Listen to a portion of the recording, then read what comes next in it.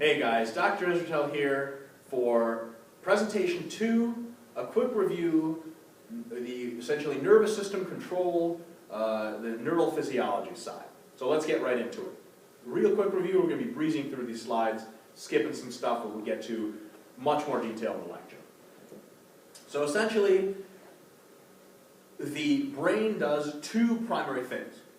One is through a variety of sensors that are located in the skin, muscles, joints, etc. It senses temperature, stress, pressure, heat, pain. It takes information all from the body, and to talk for our exercise physiologists specifically about joints and where they are in space and movement. It processes that information at various levels of the brain, and very importantly, it sends out signals back to the muscles and other effector organs to produce, for our sake, movement, or to essentially alter the body in whatever way the brain sees fit. So not only does the brain collect information from the body, for our purposes about where the body is in space, how much force is going on, and the brain also processes that information and sends back information to tell the body what to do, essentially how to move. The biggest weapon in this whole array is the motor neuron. Alright, so here's the motor neuron. The motor neuron's job, and the sensory neurons look very similar, is essentially to tell a muscle cell, hey, contract. And there are a couple of very important parts. We have the cell body over there with the nucleus and the dendrites coming out of the cell body itself. Okay, the cell body is where a lot of processing occurs. Other neurons will connect to the cell body. Then we have this long rod-like protrusion called the axon. And the axon is designed to send an electrical impulse all the way to the axon terminal. And the axon terminal, which is this part right here, usually connects to a muscle cell, and it tells that muscle cell to contract via what are called the synaptic knobs, synaptic terminals. We'll get into that in just a second. So, that motor neuron, through a variety of ways, gets a signal from other motor neurons or other parts of the brain, and sends a signal all the way down the axon to the muscle and tells the muscle, hey, contract. That's essentially how it happens in a very simplified way.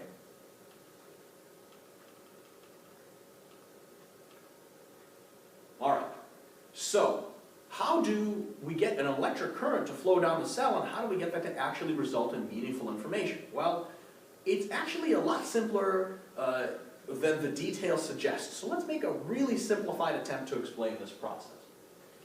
Essentially, don't worry about all that stuff. The muscle cell, or I'm sorry, the nerve cell, muscle cell is actually quite similar. The nerve cell, especially in the axon, has a lot of sodium ions outside the cell and not so many sodium ions inside the cell. And sodium ions are highly positive. So if we keep them out of the outside of the cell, the inside is much more negative than the outside.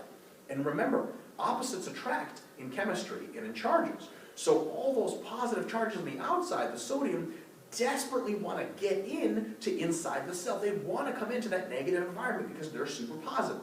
So the inside of that axon is negative, the outside of that axon is much more positive because those sodium ions, we're keeping them out. All right? They try to flow in and we push them back out through a variety of pumps.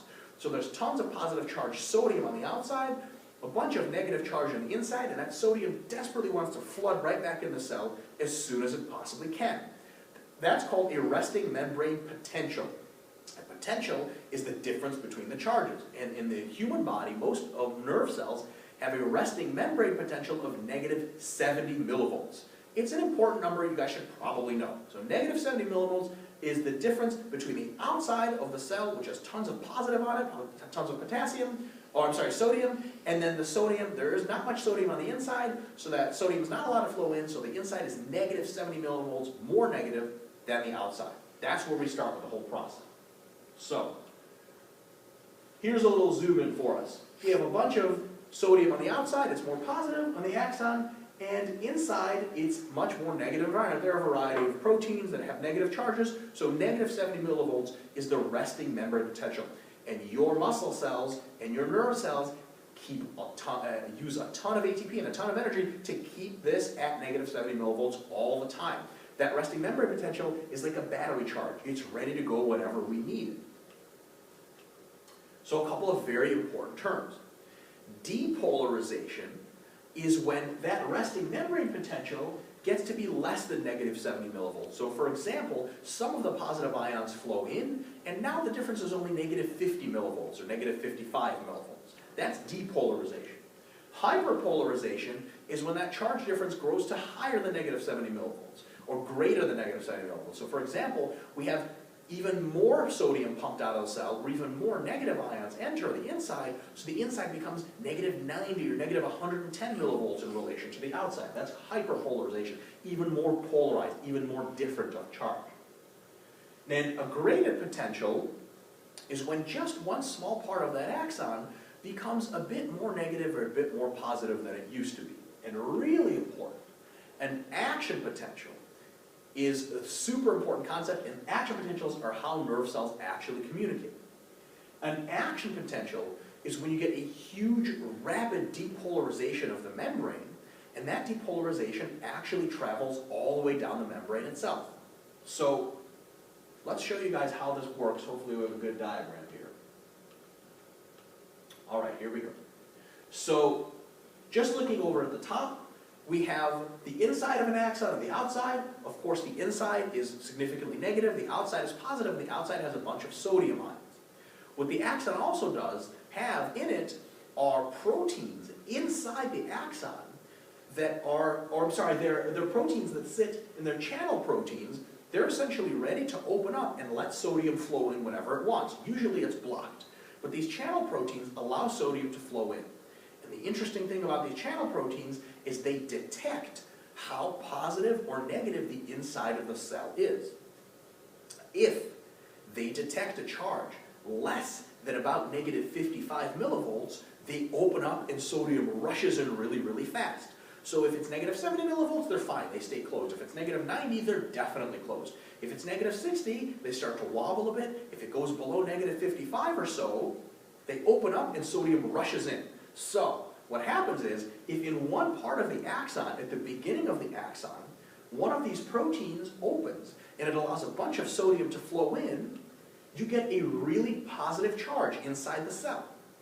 That sodium's flowed in, the positive charge inside the cell has really increased, all right? It's not super negative anymore, and of course, that positive charge takes the average millivolt difference to below negative 55, all right? So now it's maybe negative 45 only.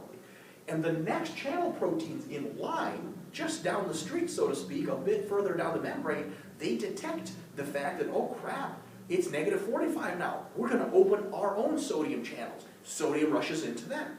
And of course, the proteins next to them go, oh crap, it's negative, it's not as negative on the inside. Flood with sodium. So these channel proteins open, open, open, open, and each one opening leads the next one to open.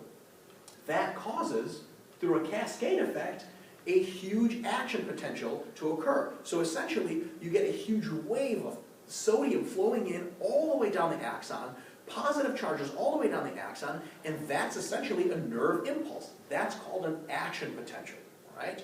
So when there's enough positive to get over the hump and to get those channel proteins to open, one clicks open, and then they all click open all the way down the line as positive ions flow into the cell. As sodiums flow in, they cause more channel proteins to open.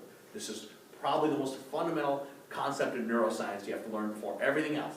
So, once that happens, this action potential is essentially a signal that travels down the cell. Now, of course, you're thinking, okay, so the positive ions flowed in, now what? So we just have one action potential and that's it? Well, the good news is, as soon as those channel proteins open and sodium flows in, they close right back up, and pumps start to take sodium and remove it really quickly. And within a couple of milliseconds, all that sodium's gone again. We're back to negative 70 millivolts, and we're ready for another flow of positive to get another action potential going. So you can send action potentials down an axon over and over and over again. They just need to have enough space between them for all those ions, sodium ions, to be pushed out and those membrane proteins to be closed. So this process occurs really, really well. However, if your axon is really, really long, it takes a long time. If some nerve cells in the body stretch all the way from the brain down to somewhere in the middle of the leg, that's a really long flow for just simple chemical ions to have to go through. So one advantage is we have these fibers called myelinated fibers. They're covered with these insulating sheaths. And the myelinated fibers actually only have action potentials occurring in between each sheath. Each sheath is a cell length, all right? So instead of action potentials flowing really slowly down the cell, they jump from sheath to sheath to sheath, and you get really, really fast contraction. So myelinated fibers, they're covered by these things called Schwann cells, which insulate them. They're really good for really large motor units that have really far to go. So it turns out in the brain, there's not a lot of myelinated fibers whatsoever, because the brain, it's relatively small and there's tons of connections, so action potentials don't have really far to go. But almost all of the motor neurons that essentially connect your brain, your spinal cord, to your arms and legs, because those are really pretty significant distances to travel, they're all myelinated, and that allows them to send action potentials really, really far and still have the integrity of the action potential preserved. All right, let's see. So once we actually send an action potential all the way to the end of a motor neuron, the end of a motor neuron, or what is essentially called the synaptic cleft, or the motor axon terminal, it's got a bunch of names, that's where the motor neuron actually touches the muscle fiber itself. Almost touches it, so it's right on top of the muscle fiber. And the electric current doesn't flow directly from the nerve into the muscle fiber. The electric current stimulates what are called neurotransmitters, or small molecules, to flow out of the nerve cell and to attach themselves to the muscle cell. So they flow out of the nerve cell, the actual synaptic clefts, all right, I'm sorry, the synapse, the axon releases the neurotransmitters, and the neurotransmitters go from the axon and clip onto the surface of the muscle cell. Once they clip onto the surface of the muscle cell, they tell the muscle cell, hey, we're here, and the muscle cell undergoes its own depolarization, its own ions flood through, and then the muscle cell has its own electric charge. So the neurotransmitters are what bridge the gap between the actual motor neuron and the muscle itself. We're going to see a good representation of that. So, here's our motor neuron fiber. Electric current or an action potential comes all the way down here, and as you can see over there, neurotransmitters in these small vesicles are secreted into the axon terminal. They clip onto the surface of the muscle fiber here, and as soon as they're clipped, the muscle fiber has the information, hey, you've got to start contracting, and it goes through its process, which we actually learned last time. Right? Super, super detailed. That's in your slides if you want to study. And so for the big picture of the nervous system, we know it's composed of nerves that eventually talk to muscle fibers and other effector organs. But generally speaking, the brain is composed of a couple of really important things with regard to movement. So first of all, we have the cerebellum, which is really important in coordinating, especially athletic, complex movements. We have the brainstem, which connects the brain to the spinal cord, and it does a lot of basic functions. It regulates the cardiovascular system. Then we have the peripheral nervous system, so the brain and spinal cord are the central nervous system, and then we have the peripheral nervous system. So we're actually going to skip over to this really good diagram here. So we have the central nervous system, which is the brain and spinal cord. Then we have the peripheral nervous system, which include the cranial nerves and spinal nerves. And there are two essential divisions to the peripheral nervous system. There's a sensory division that takes information from the body, and there's the motor division, which actually sends information from the brain and spinal cord all the way to the muscles and organs and everything else to give information to tell other parts of your body what to do. Within the motor division, you have the autonomic nervous system and somatic nervous system. The somatic nervous system is every time you move your hand willingly, that's the somatic nervous system. It's actual conscious control of muscles and movements. On the other hand, the autonomic nervous system is completely involuntary. When you really freak out and a movie scares you and your heart rate starts to go really fast, that's controlled by the autonomic nervous system, and it's not essentially under your conscious control. It happens whether or not you want. Other good news, breathing is controlled by the autonomic nervous system. You don't have to remind yourself to breathe, thank God. And the autonomic nervous system is split into two more divisions. This is the last split, I promise. The sympathetic division, which is fight or flight. So after you watch a scary movie, your sympathetic nervous system is activated. You're really freaking out, your muscles are ready to contract, your heart rate's really fast, your pupils are dilated. It's the fight or flight component. On the opposite end, we have the parasympathetic division.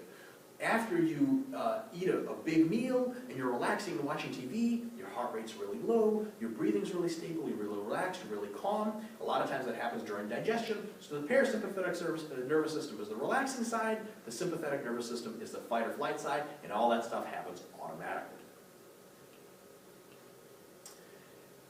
On the sensory side, the body has a variety of receptors with which it detects information. We'll go through these real quick. Mechanoreceptors respond to forces like pressure and stretch. Somebody touches you, a mechanoreceptor detects that. Thermoreceptors detect heat. How do you know if you're standing next to a campfire? Your nervous system thermoreceptors help you out really big. Nociceptors detect pain. Sometimes wish we didn't have those. Photoreceptors respond to light. You have a very, very complex array of photoreceptors in your eye. Chemoreceptors are all through the body, and they respond to a variety of chemical stimuli. For example, your blood pH level or acidity is really regulated well because chemoreceptors constantly give feedback as to how much blood acidity there is. And for our purposes, especially in movement and exercise physiology, we have two receptors that are really, really important to us. One are the muscle spindles. Their primary purpose is to tell you how long your muscles are, how much they're stretched. How do you know, without looking, if your bicep is stretched or if it's contracted? Your muscle spindles actually give you that information without you having to see anything. And in addition to that, very important as well, are Golgi tendon organs. Their number one function is to tell you how much force is being transduced through the muscle and the tendon. Your Golgi tendon organs are really important for keeping you uninjured. If someone invites you over to the gym, if you've never lifted before, and they put 500 pounds on a bar, they say, hey, pick it up. Some people, without ever training, actually have enough muscle power, strength, to pick up 500 pounds. The problem is their tendons aren't that strong, and their muscle connective tissue isn't that strong, and they get really, really hurt. They start ripping stuff if they actually exerted that energy. Your Golgi tendon organs detect how much force you're transducing and can tell the brain, hey, cut out these nervous system transmissions. We can't afford to ramp up activity anymore. So the Golgi tendon organs detect force, and they know when to tell your body, hey, this is too much force, we're not going to be able to handle it. Both are very important. There's muscle spindle diagram, and you guys have all that and more particular Golgi tendon organ stuff. So I think last here is the conscious control of movement. We're not going to talk a whole lot about that. This really belongs in a neural physiology course. But essentially, the primary motor cortex has all of your coding for how to perform exact movements. The primary motor cortex sends a variety of signals through the basal ganglia, through the cerebellum, in which they get filtered, and these signals end up as nerve conduction patterns to your muscles. Your muscles move in a certain way, that signal is detected, it gets sent back to your cerebellum, which smooths out the movements, and you essentially have an ability to perform whatever function you want. So the brain is really the primary controller of how you move, no surprise there. Right? And in the primary motor cortex, the actual coded, sort of computer code for all movements are called engrams, all right? They're essentially memorized, not consciously, motor patterns stored in the brain. So how do you know how to throw a baseball? You learned maybe years ago. That engram, or the code, sits in your primary motor cortex, and whenever you pick up a ball, you could call on it at will, and everything else happens completely automatically. Luckily, you don't have to think about it. That's it. See you guys for the next presentation, presentation 3.